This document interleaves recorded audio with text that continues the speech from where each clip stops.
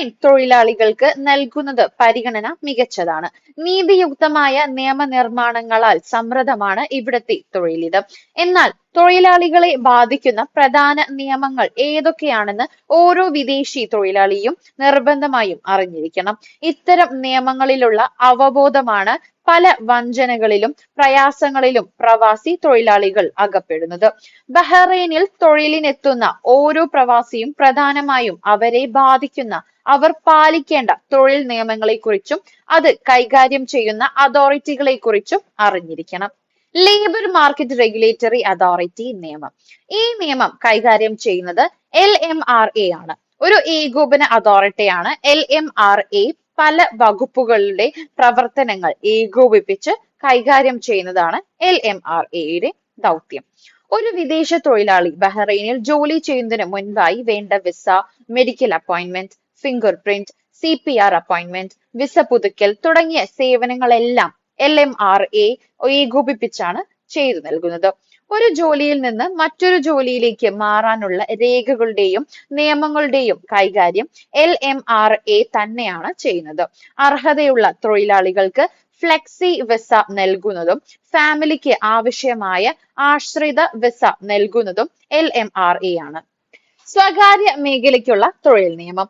തൊഴിൽ നിയമം പ്രതിപാദിക്കുന്നത് തൊഴിലുടമയും തൊഴിലാളിയും തമ്മിലുള്ള വ്യവസ്ഥകളും നിബന്ധനകളുമാണ്. ഒരു തൊഴിലാളിക്ക് അർഹതപ്പെട്ട ആനുകൂല്യങ്ങൾ എന്തെല്ലാമാണെന്നും തൊഴിൽ സമയം, തൊഴിലാളിയുടെയും തൊഴിലുടമയുടെയും ബാധ്യതകൾ, അവകാശങ്ങൾ എന്നിവയൊക്കെ ഈ നിയമത്തിൽ പറയുന്നുണ്ട്.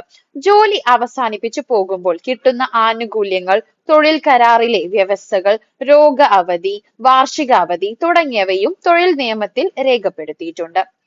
സോഷ്യൽ ഇൻഷുറൻസ് നിയമം. തൊഴിൽ സംബന്ധമായി ബഹ്റൈനിലെത്തുന്ന എല്ലാ വിദേശികൾക്കും ഈ നിയമപ്രകാരം നിർബന്ധമായും ഇൻഷുറൻസ് സംരക്ഷണത്തിന് അർഹതയുണ്ട്. തൊഴിലാളിക്ക് തൊഴിൽ സ്ഥലത്തു നിന്നും തൊഴിലിടങ്ങളിൽ നിന്നും ഉണ്ടാകുന്ന അപകടങ്ങൾക്കാണ് ഗോസി ആനുകൂല്യം ലഭിക്കുക. ഇൻഡെന്നിറ്റി. സർവീസ് അവസാനിപ്പിച്ചു പോകുമ്പോൾ വിദേശം തൊഴിലാളിക്ക് ലഭിക്കുന്ന ഇൻഡെന്നിറ്റി തുക 2024 മാർച്ച് മുതൽ SIO വഴിയാണ് ലഭിക്കുക. ഇത് നേരത്തെ തൊഴിലുടമയായിരുന്നു നൽകിയിരുന്നത്. എന്നാൽ ഈ നിയമം വന്നതോടെ 2024 ഫെബ്രുവരി വരെയുള്ള ആനുകൂല്യങ്ങൾ തൊഴിലുടമ നൽകിയാൽ മതിയാകും.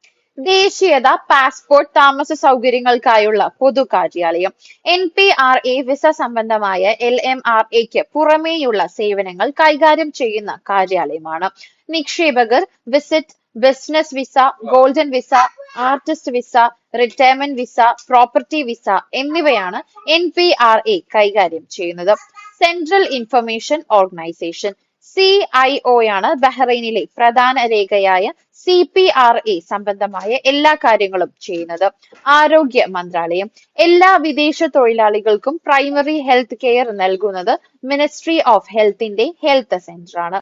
ലേബർ കോടതി. തൊഴിൽ സംബന്ധമായ എല്ലാ തർക്കങ്ങളും പരിഹരിക്കുന്നത് തൊഴിൽ കോടതിയാണ്. തർക്കങ്ങൾ സംബന്ധമായ കാര്യങ്ങളും ഇപ്പോൾ LMRA മുഖേന കോടതിയിൽ സമീപിക്കാം. യാത്രാ നിരോധനം ആരാണ് ഏർപ്പെടുത്തുന്നത്?